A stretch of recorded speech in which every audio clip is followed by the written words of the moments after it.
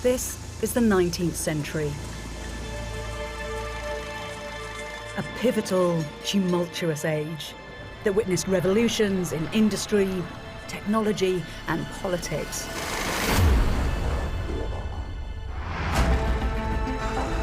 But also, crucially, in ideas.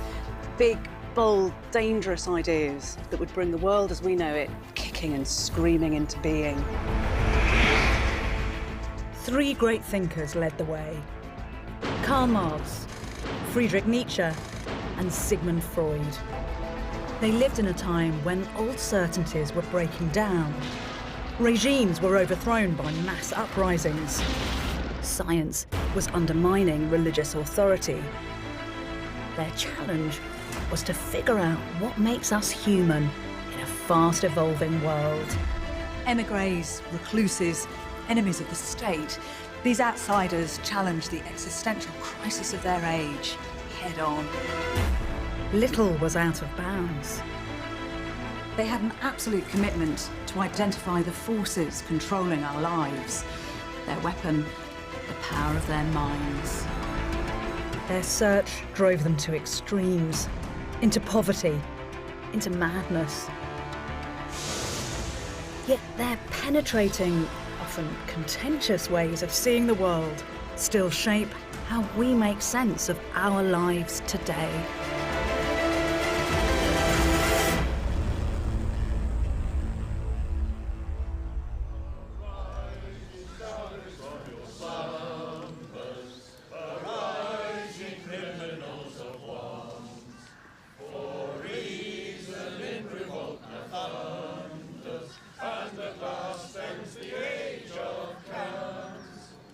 Of all the great historical figures buried in Highgate Cemetery, there's one who continues to divide opinion like no other. For those who come here year in, year out to mark the day of his death, Karl Marx is a keenly intelligent analyst of capitalism, a prophet of human emancipation. But for others who've actually attacked this monument with paint, with hacksaws, even with explosives, he's a malign progenitor of totalitarian regimes, a man responsible for the death of millions.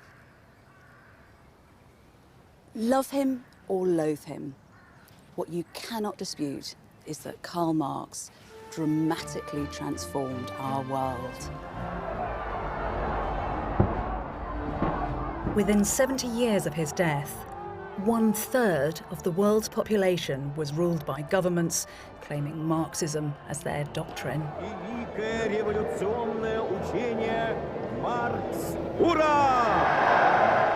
Marxist ideology claimed to be liberating, but led to dreadful suffering and brought superpowers to the brink of Armageddon. It shall be the policy of this nation to regard any nuclear missile launched from Cuba as an attack by the Soviet Union on the United States. Communism was widely discredited, precipitating its fall in the 1980s and 90s. But economic crisis and social unrest have put Marx's ideas back in the spotlight. I want to start at the beginning, not to study Marx with the hindsight of history, but to try to understand what motivated him in the context of his own times, to discover how a man whose life was plagued with insecurities, with failure, with tragedy, would end up generating one of the most influential ideologies in the human experience.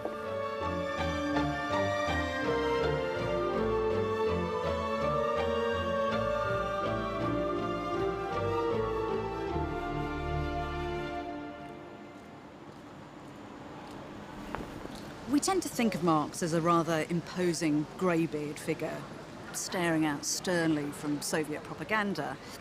But this early image of the young Marx, dashing, dapper, privileged, offers a rather different story. His birthplace, Trier, was an elegant Rhineland town, now part of modern Germany. Born in 1818 to upwardly mobile parents in this handsome building, Marx's childhood was, on the face of it, pretty idyllic. and thoroughly bourgeois. But one day, when Marx was just 15, his father Heinrich met with a group of respected public figures here at Trier's Casino Club.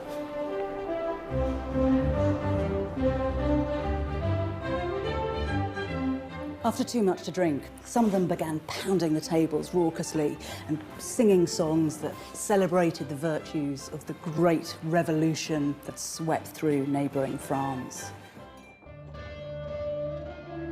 A Prussian army officer witnessed the scene and reported back. Two of Marx's school teachers, who were also in the room, were promptly sacked. Others were charged with subversion, and Marx's father was tarnished with the disgrace. The casino was put under surveillance. Because under the surface calm of the town, there was tension. Not long before Karl's birth, Trier had been under Napoleonic control, which meant that people like Karl's father had got a taste of the French revolutionary principles of individual liberty and equality.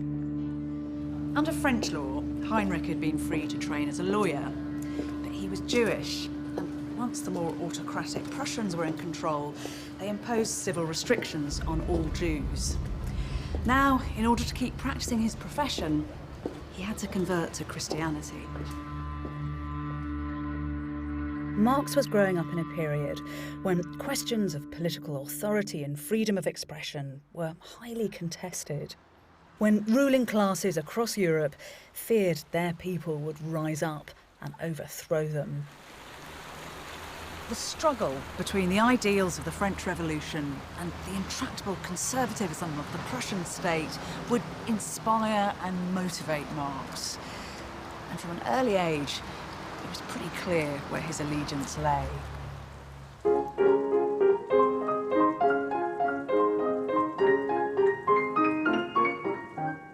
When he was 17, Marx was packed off down the Moselle River to study law at Bonn University.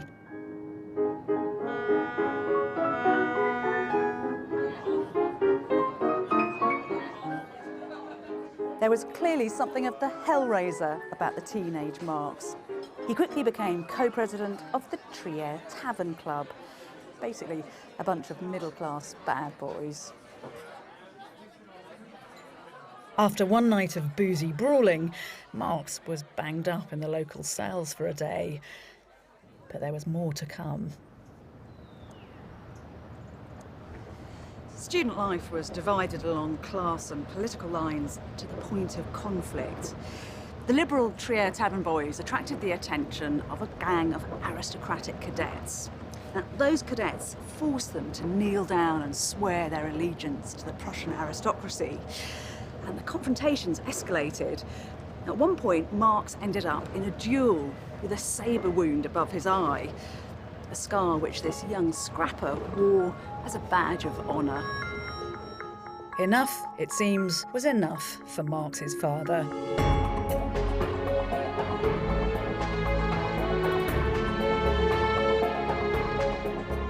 Heinrich transferred Karl to the more studious environment of Berlin University.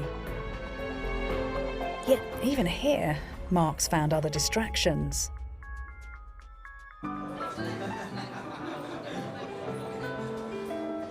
Marx met a group of bohemian students and lecturers who loved to discuss the philosophies of the day late into the night. He grew a beard and joined the Young Hegelians, a group obsessed with the theories of a university professor who'd recently died, George Hegel.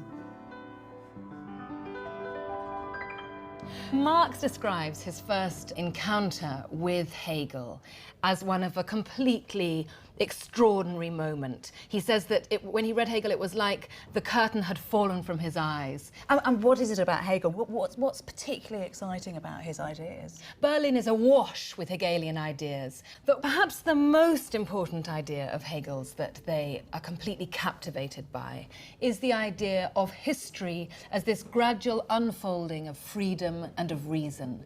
And this gradual dialectic, as he called it, was made manifest most magnificently in the French Revolution, when, of course, you had a literal cracking open of freedom and of reason. I suppose it is totally thrilling, this, isn't it? Because you're being told that you're part of a big historical story, and that gives you a big historical and philosophical canvas to paint on.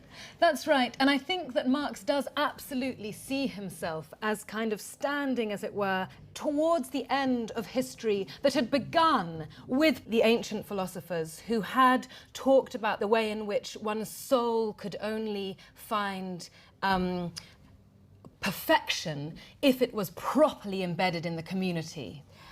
And do they think that Hegel's got it absolutely right, or is there a sense that there's still work to do? There's absolutely still work to do. So they think that while Hegel had got, in his vision, had got part of the way, that what they want to do is bring a total revolution rather than just reform. They were operating in a world where the nobility, the privileged, the aristocracy were still very much in charge, and they were pushing up against a great kind of wall of privilege and tradition.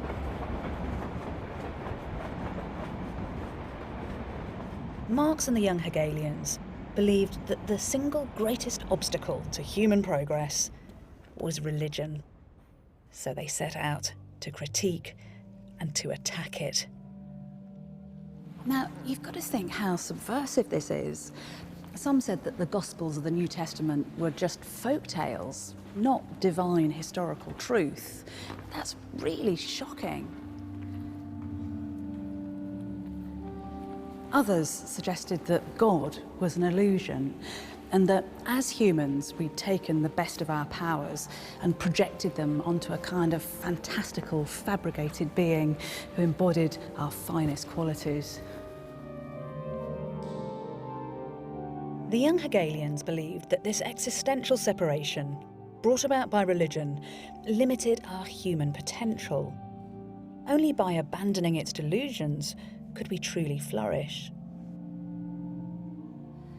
Of course, the group's iconoclastic, many would say blasphemous ideas had wider implications.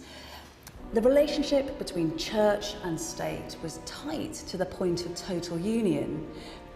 Criticism of religion was tantamount to criticism of Prussia. Marx had aspired to an academic career, but the Prussian authorities would not tolerate subversives in their universities. So he had to find another platform for his ideas. His outlet would be the hot, rapidly expanding business of journalism.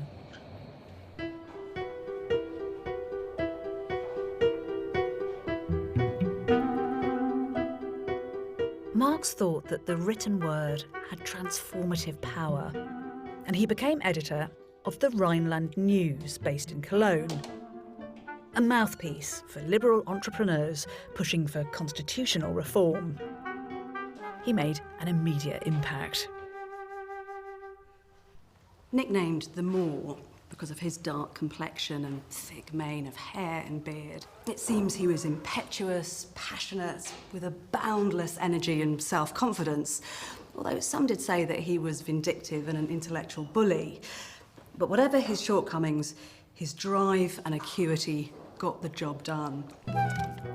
Under his tenure, circulation of the paper rose dramatically.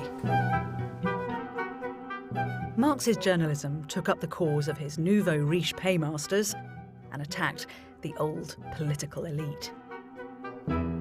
Here's a typical example of his lacerating style.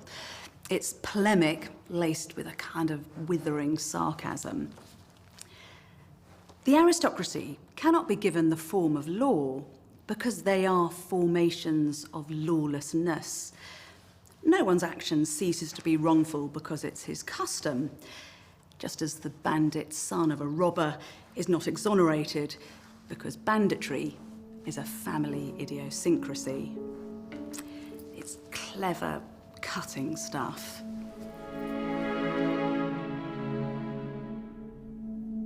Marx gained notoriety through his thinly veiled attacks on the Prussian ruling classes. But journalism also stimulated a new interest at the other end of the social scale. In 1842, Marx reported on the conditions of lower-class vine growers back in his home region. A dramatic drop in profits had plunged them into poverty. There's an unsettling poem written at the time that describes how, unable to feed their children, the vine growers were driven to suicide. Now the wine's blessing won't run in your barrel. You won't sing a song anymore when all is covered with snow. The workers blamed the authorities for opening up the market to greater competition. The authorities' response was that a protected market before had artificially inflated prices. These were men and women who were really struggling. Officially, they were no longer allowed to collect firewood for free because it was being consumed in such vast quantities by the new factories. They were caught in a pincer movement of progress. Marx saw that the vine growers were losing what little power they had to determine their own futures. His journalism opened his eyes to the complex forces governing our everyday lives. He thought it should be possible, with scientific precision, to work out what these relations are. Just listen to what he wrote. This can be determined with almost the same certainty as a chemist determines under which external conditions given substances will form a compound.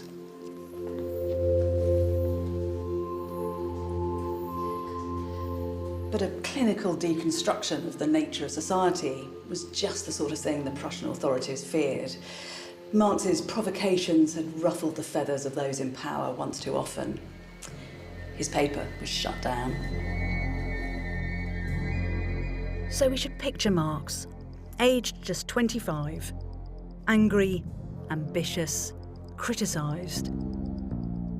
Censured in Prussia, he resolved to travel to the fulcrum of game-changing, provocative ideas.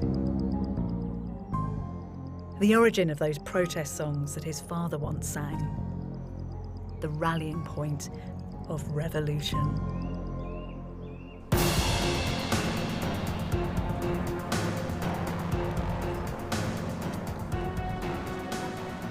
Marx's intellectual horizons expanded exponentially here. The rebellious fervour of the French Revolution had never really evaporated, and the streets and bars were home to radical thinkers whose ideas threatened to turn society upside down.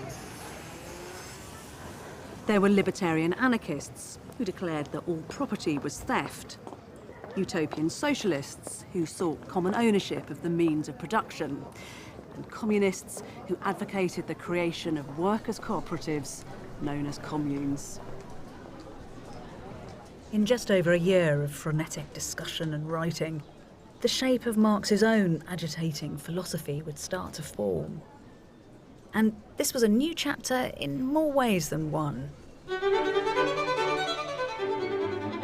He'd arrived with his childhood sweetheart and now wife, Jenny von Westphalen. The two had enjoyed the trappings of a well-to-do lifestyle back in Trier. She was the daughter of a baron, and her father had introduced Marx to liberal thinkers and writers like Shakespeare.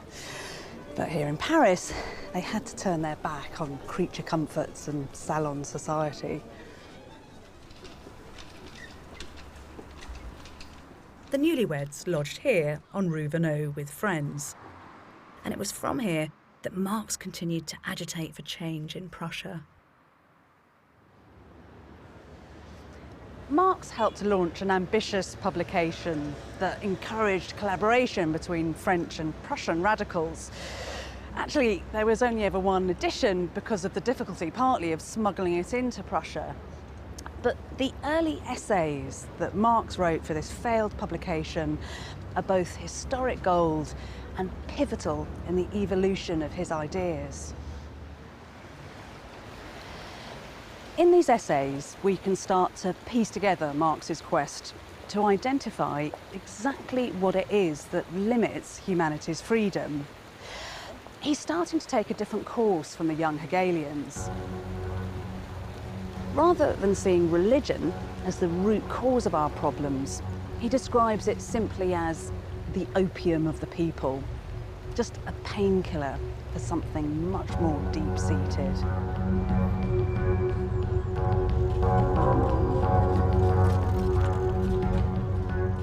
The true source of our woes, as he saw it, was the way that society was organised to supply our material needs. The capitalist economy. There have been decades of discussion of religion in Germany. Marx thinks that that is relatively superficial, understanding that really the world we live in is a world of work, a world of productivity, and it's this that affects us and the way that our lives go. There's a phrase that he uses which is our species essence, and I've never quite understood it. Can you explain that to me? Species essence for Marx primarily is about the way in which we human beings differ from other animals. And the key idea for Marx is that human beings are essentially productive beings. Other animals, bees, beavers, do produce, but not like us. That bees can only produce one thing, beavers produce one thing, we can produce anything. Marx thinks that all human beings are creative in the way we produce, but the tragedy of capitalism is workers in a factory, they're simply engaging in repetitive tasks. They're not doing the things that human beings ought to be doing. Now, Marx uses this notion of alienation from our species essence to explain not only the way that the individual worker is sort of crushed and chained to the production line, but also the way in which we human beings are together collectively dominated by the world. Even the capitalist actually is dominated. If a capitalist wanted to cut the working day, that probably wouldn't be possible because competitors would exploit workers just as much as before. You'd lose profit, you'd go out of business. And so in this way, Marx said, under capitalism, we become playthings of alien forces. It's almost like a monster that we've created. It's not something we control.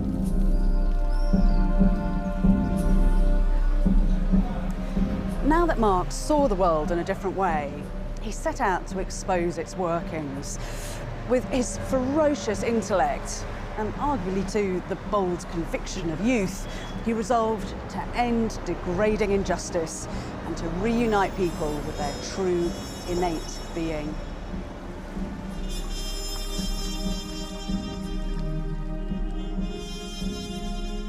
But Marx's philosophical mission would be beset by personal battles. Marx suffered bad health, in particular a painful skin condition. New research suggests that what he referred to as boils was in fact something far more serious. Well, I read an account of his life. It was quite an interesting book, but it said he suffered really quite badly from a skin complaint. Naturally, I picked up my ears and they said that he couldn't find a place to rest. He couldn't lie down, he couldn't walk. For 3 weeks at one point, he was totally unable to work, totally unable to think. But I thought, the skin complaint they said that he was suffering from was just boils. Well, boils are a bit of a nuisance, but they're not that bad. And I looked at Marx's letters over a period of about 9 years. Bit tedious, but you could see from these letters he gets them in the groins, he gets them around the anus, and then very diagnostically under the arms. Now, this distribution only occurs in one disease. It's a thing called hidradenitis suppurativa, Right. A rather terrible, unpronounceable name. It sounds as though it's very debilitating physically. Absolutely. Here's, for example, an armpit. It's scarred where there's been repeated episodes. It never really stands still.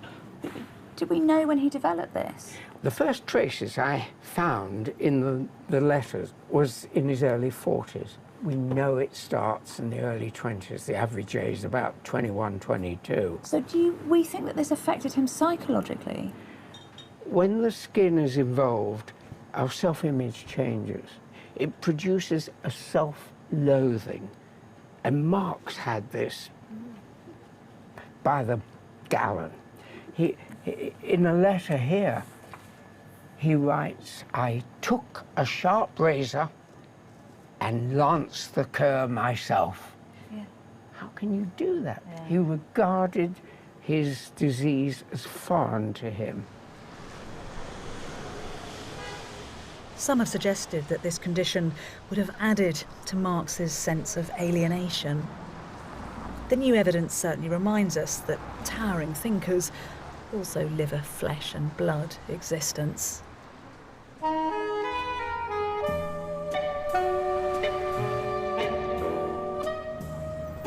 In 1844, Marx became a father for the first time. Jenny took their newborn daughter to see her family in Trier, and she was obviously genuinely worried about leaving her husband alone in a place renowned for its sexual license.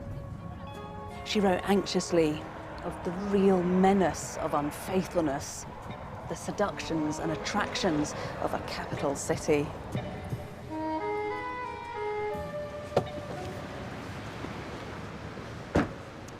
Marx did arrange a rendezvous, but this was purely a meeting of minds, an appointment with a radical writer who'd contributed to Marx's failed journal, Friedrich Engels.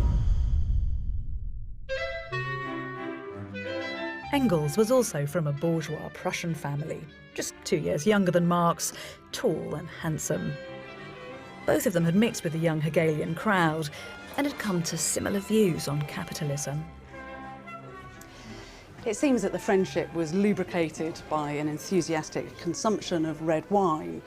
The two were inseparable for 10 days, talking late into the night and railing against social, political and economic injustice, what Engels called the sheer misery and material squalor of industrial life.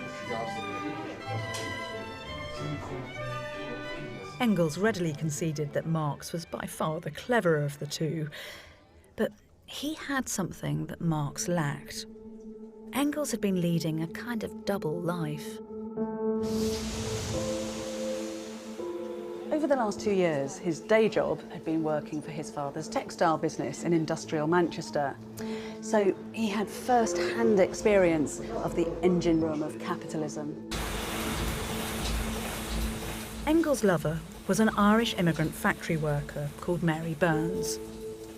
She'd shown him the slum districts of Manchester, and so he'd witnessed the poverty of the urban classes in ways that thesis-bound Marx never had. As collaborators and friends, their joint mission was to open people's eyes to what they judged to be the devastating realities of capitalism.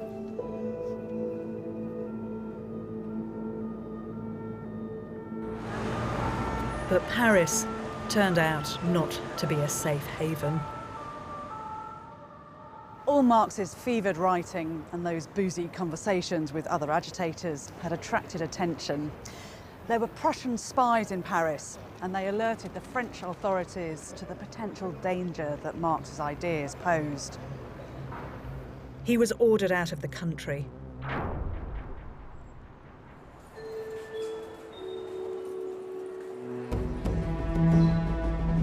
In January 1845, Marx fled Paris in haste by postal coach, leaving Jenny behind with their baby daughter to frantically pack up all their belongings. Neighbouring Brussels accepted political refugees, and Marx applied for asylum. He was granted temporary residence, but on the strict understanding that he sign a written pledge assuring that he wouldn't stir up dissent with his writing. In Brussels, Marx still feared the long arm of the Prussian authorities, and so to avoid potential extradition, he renounced his Prussian citizenship. Marx had been marginalised. He was stateless and virtually penniless, but he clearly had no intention of taking all this lying down. Despite the stringent conditions of his residency, he was about to ramp up his political activity.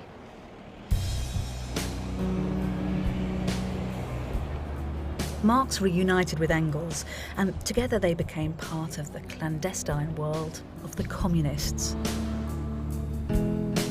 Outraged at being exploited by the ruling classes, they'd set up secret groups right across Europe. These working-class activists wanted to abolish private property and to create a revolutionary society. We know that Marx and Engels hung out here with communists in what was once a smoky bar and has now, rather ironically, been transformed into an elegant bourgeois bistro. The men that Marx met here, he believed to be the very foot soldiers of revolutionary change. Change which, and this is a critical shift, Marx now actively sought to effect himself. As he wrote, philosophers have only interpreted the world. The point is to change it. He and Engels matched their words with deeds and began to coordinate a network of communists across Europe from their base in Brussels. But they didn't stop theorising.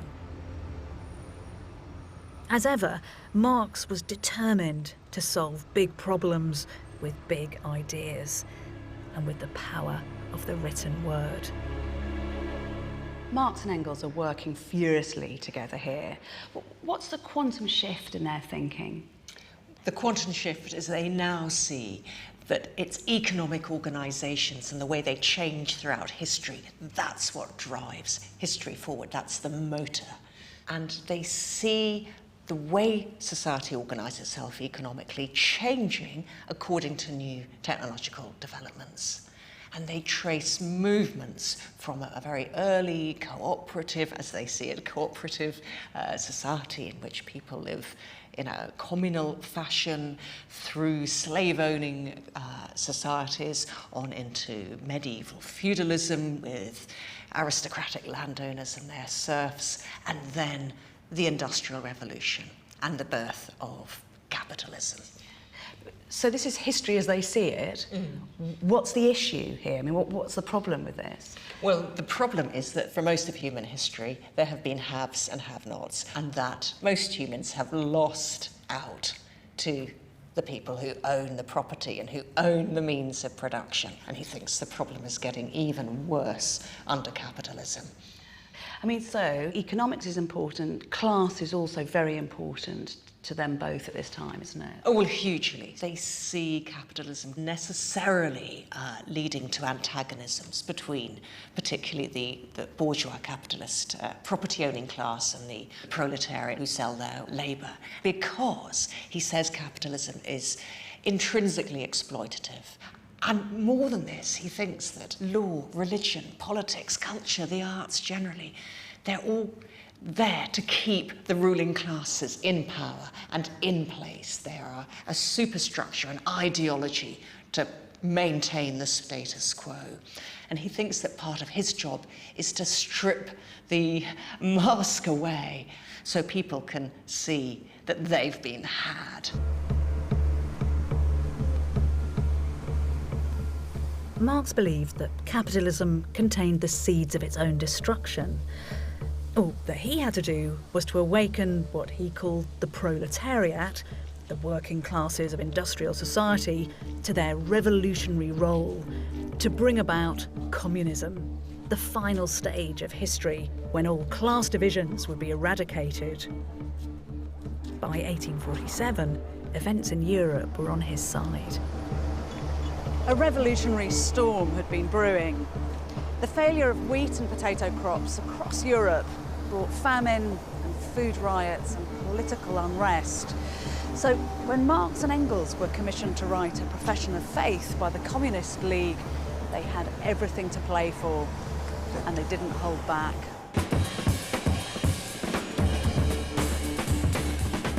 In January 1848, Marx and Engels hurried to meet their tight deadline. Written with immense fluency in just over 2 weeks in a fug of cheap cigar smoke, they produced this little book. This is the Communist Manifesto. It's just 30 pages long, but in those pages is some of the most infamous and influential political propaganda of all time.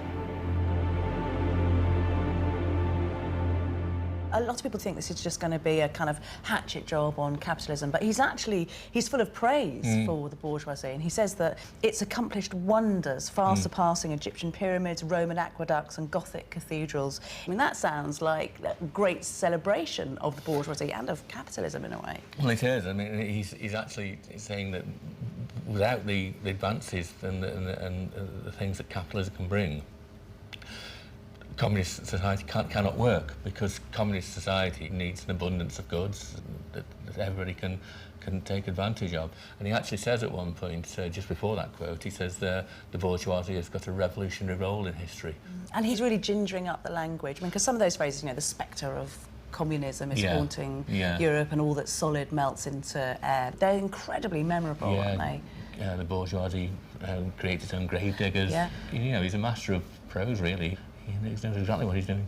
The one thing that troubles me, though, is when ideas become ideologies, and that feels like that's what's happening here. There's a kind of calcification of ideas, so it becomes quite a dangerous document. Yeah, just as he said that the bourgeoisie was like a sorcerer that's created something that he can't actually control anymore. Perhaps he's doing that. He's creating something that he can't control anymore, especially when he's gone. Despite the radical fervour and sheer rhetorical power of the manifesto, it went almost unnoticed. The ink was still wet on the first German edition when revolts erupted across Europe. Here in Paris, workers barricaded the streets. After 3 days of frenzied fighting, they overthrew the monarchy and proclaimed a republic. You can just imagine the atmosphere of expectation.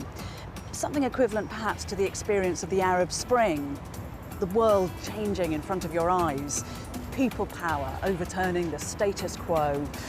A domino line of radicalism. The Belgian authorities, fearing an uprising, gave Marx just 24 hours to clear out.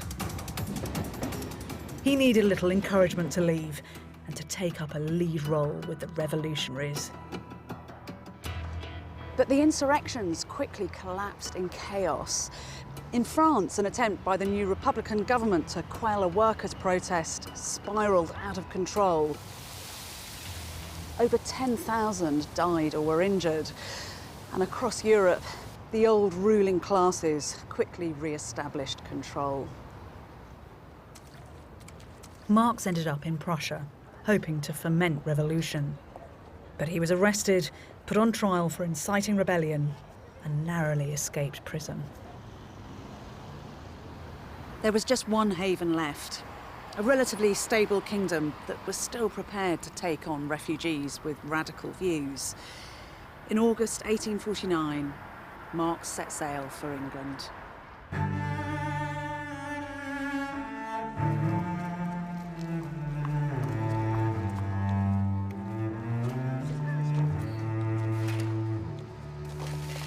Arriving here aged 32, Marx consoled himself that the uprisings of 1848 had failed because the historical conditions weren't yet right for change. The ultimate revolution that his philosophical theories predicted was yet to come. But life in London would offer little else in the way of solace. With over 2 million inhabitants, this challenging, unforgiving, dystopian metropolis was the biggest city in the world. Even back then, the cost of living in London was crushingly expensive. Marx, Jenny and his 4 children could only afford to live in what were then the slums of Soho, alongside other immigrants in cramped, debasing conditions. Jenny actually wrote that it cost more to rent one room here for a week than the biggest house in Germany for a month. In London, Marx set out to write a definitive account of the driving forces of capitalism. But his plans were complicated by the turmoil of his personal life, which was still subject to Prussian surveillance. A spy who managed to gain access to Marx's home described the household as squalid and chaotic. Washing, grooming and changing his linen are things he does rarely, and he often gets drunk. Though often idle for days on end, he will work day and night with tireless endurance. He has no fixed time for going to sleep and waking, and he often stays up all night and then lies fully clothed on the sofa at midday.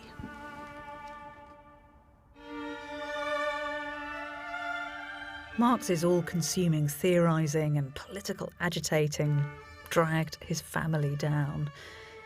Unemployed and destitute, they pawned everything and ran up tabs with local businesses, while Jenny went to beg her parents for a handout.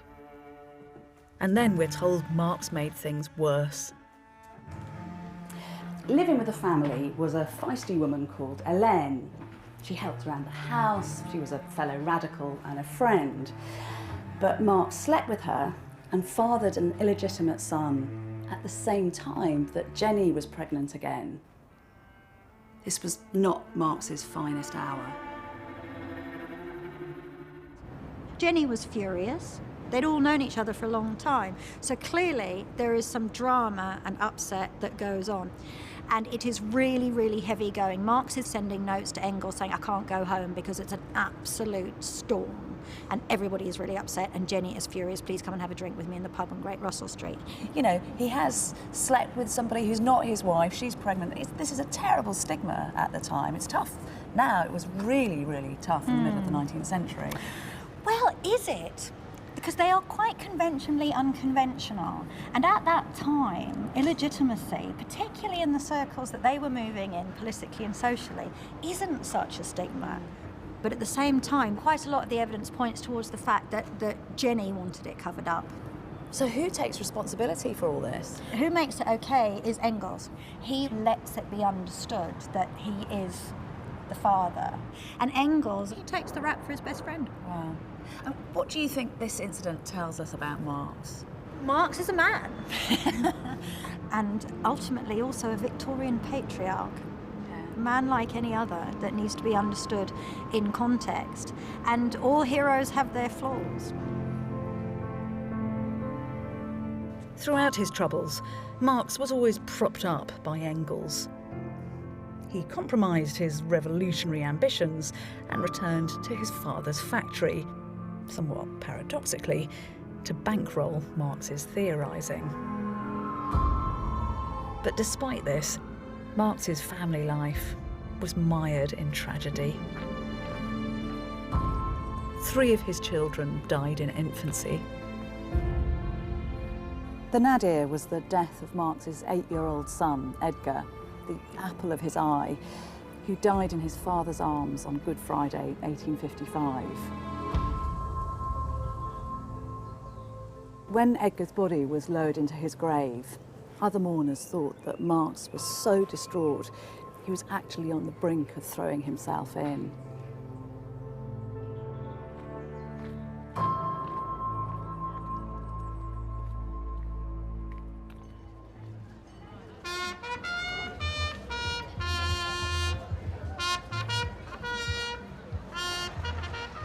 But after the heartbreak came a modest reprieve.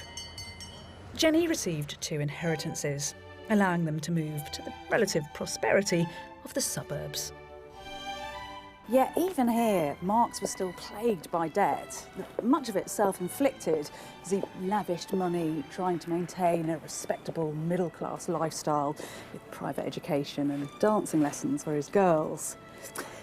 You do wonder just how much he was trying to replicate the bourgeois, comfortable world that he'd been born into.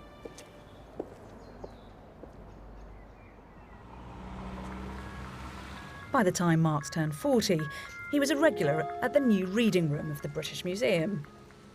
Here he spent 12 hours a day gathering evidence for his definitive critique of capitalism, Das Kapital.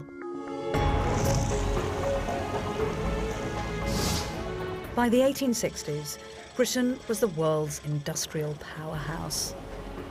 The UK population had doubled since the turn of the century, with terrible social impact. Sifting through public records, Marx would find what he was looking for. Traces of the destructive consequences of rampant capitalism. This is a Children's Commission report, 1863, so exactly at the right time for Marx to be writing Capital. And there's a 9-year-old kid working a 15-hour day. Marx looks at that and he understands that in that story lies the whole secret of how the system works. The secret of capitalism is this idea of surplus value. Where does profit come from? Marx says it comes from work. When this little boy turns up to work, everything that's gone into getting him there, the food, the clothing, maybe the education, certainly the housing, costs some money. And his labour is worth all of that. But the amount of work he does during that working day, that 15-hour working day, is way above what he needs to.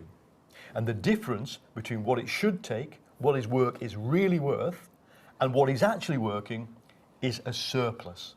That's where profit comes from. And we know, actually, that he is trawling through this stuff for these acute examples of exploitation, because he wants to shove the concept of exploitation right down the throats of mainstream economics. Mainstream economics then and today doesn't even accept that exploitation exists. When a factory falls on the head of a bunch of Bangladeshi garment workers, that's an accident. To Marx, it's one of the most fundamental laws of capitalism that the capitalist will extract the maximum amount of surplus value that they can. Where's this system heading? What does he think the future of capitalism is? Marx isn't predicting the imminent doom of capitalism. He understands that it is a fully functioning system, but he identifies the fragility that in a system based on profit, where all the profit is extracted from the work of people, then you hit limits. The first limit you hit is the working day, because you can't extend the working day forever. You must innovate, you must create machines, and the machines squeeze the worker more and more out of the production process. Then the very source of all the profit is squeezed into a tiny area. So you get repeated crises of profitability. People in Marx's time were asking, whose fault was it that X, Y, Z company went bust? Marx says it's not anybody's fault, it's the fault of the profit system, which is based on the exploitation of workers. And the exploitation of workers cannot go on producing the profit at the rate it is required to expand the system forever. Marx believed there were too many contradictions within the capitalist system for it to survive. The cycle of boom and bust, of expansion and recession, meant that it was inherently unstable.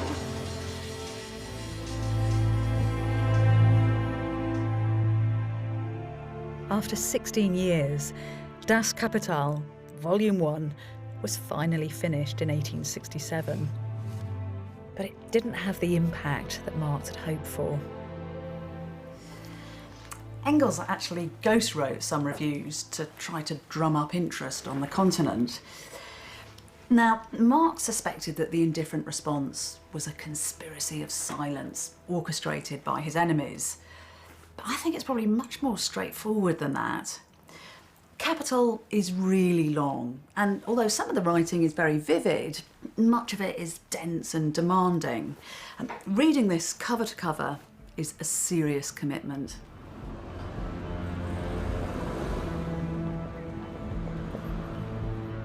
Also, Europe was experiencing economic growth, thanks largely to expanding global markets, while the British government was passing laws to improve working conditions. The crisis of capitalism, the touch paper for revolution, showed no sign of arriving. This seems to me to be one of the great ironies of Marx's life. Marx had identified the need for change, but then things did change at such an exponentially rapid rate that by the time he'd worked out a coherent solution to society's problems, the world had already moved on, leaving him behind. With the help of a generous pension from Engels, Marx gradually settled into comfortable, middle-class respectability. He spent his time with his beloved grandchildren and enjoyed family walks here on Hampstead Heath. Marx even admits to speculation on the stock market, which of course you could argue is wildly hypocritical, and at the very least is probably a sign that he thought capitalism was here to stay. In his 60s, he became crippled by worsening health and heartbroken by the death of his wife, Jenny. Knowing he was nearing his end, he had this photograph taken as a lasting memory for his daughters, before symbolically shaving off his trademark beard and hair.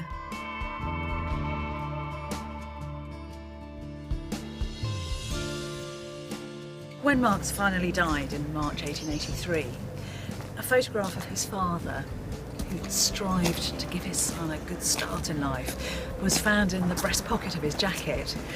And it was buried together with Marx in a simple grave here in a remote corner of Highgate Cemetery.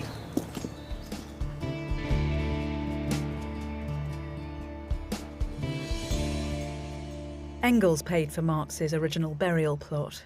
Just 11 mourners attended the funeral.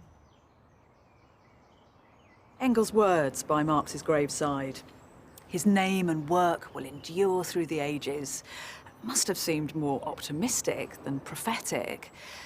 But as it turned out, he was absolutely right.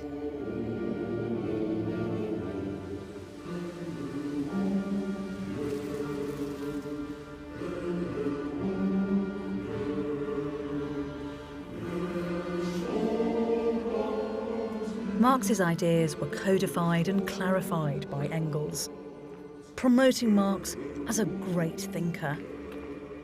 Socialist movements across the world started to translate Marx's persuasive works. His ideas began to gain momentum, and finally, in one country, a communist revolution succeeded.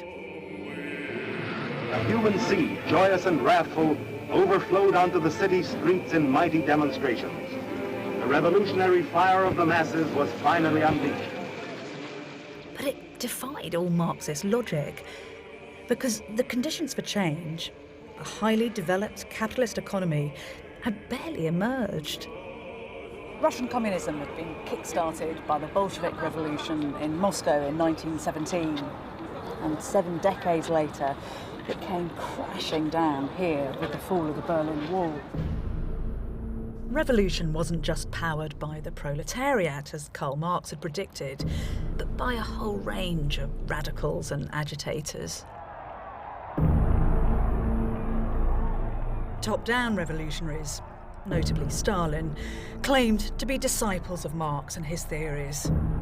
But their authoritarian ideologies crushed the liberty that Marx cherished. Paradoxically, he would have been condemned by their regimes. Their distorted appropriation of Marx is demonstrated by recent analysis of one famous text, the German ideology. Well, we've got Engels' handwriting here, and he had quite good handwriting. Marx's handwriting was absolutely terrible. And we can tell from this page that Marx is making insertions into Engels' drafts. And what's it actually aiming to do? I mean, what are they working on here? Well, from the draft by Engels, we get this story about communist society would allow people to do what they want because they would not be constrained by the economically imposed division of labour. So he's developing a vision which includes livestock herding, hunting and fishing. But I think he gets a very sharp message from Marx saying, let's get back on track here. And he does it in a kind of indirect way. He doesn't just write, well, you're wrong. He writes something quite sarcastic. So he inserts the words, and criticise after dinner. This work-in-progress draft was rejected by Marx and Engels. But in the 1920s, it was resurrected. taken at face value as a blueprint for communism and printed in smooth text, obscuring its knockabout origins. So this is very much a draft, and yet this will become the kind of foundations for a big political ideology. Yes, and a lot of people have an investment in making him simple and making him dogmatic, and you can get political mileage out of that, but we don't have to do that. He was a man with questions and went looking for answers. He wasn't a man who had a big idea and one answer, and then that's what he found everywhere.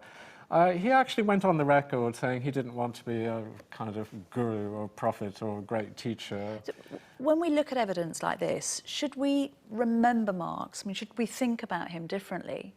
Yes, I hope so. And I think we need to be prepared for a much more exploratory and much less dogmatic Marx.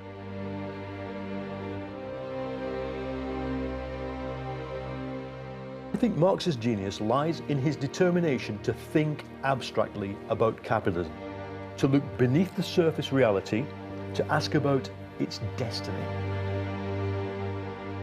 The idea that I find most compelling is his idea about the alienation of labour.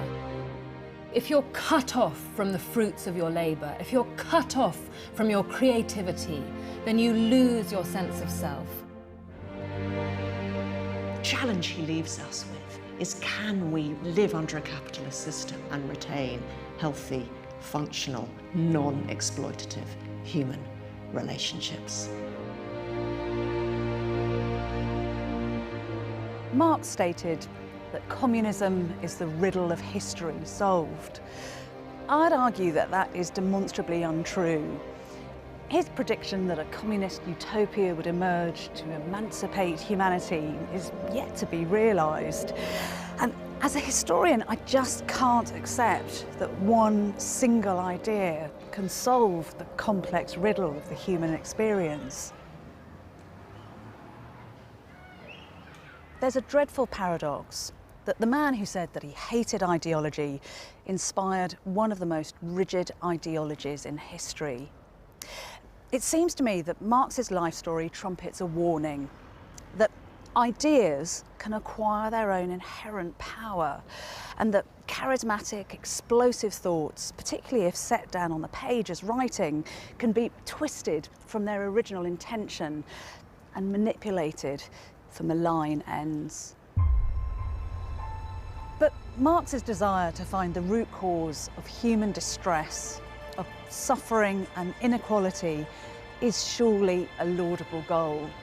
So whether you choose to read Marx as a hero or a villain, his philosophical journey must be interrogated and never forgotten.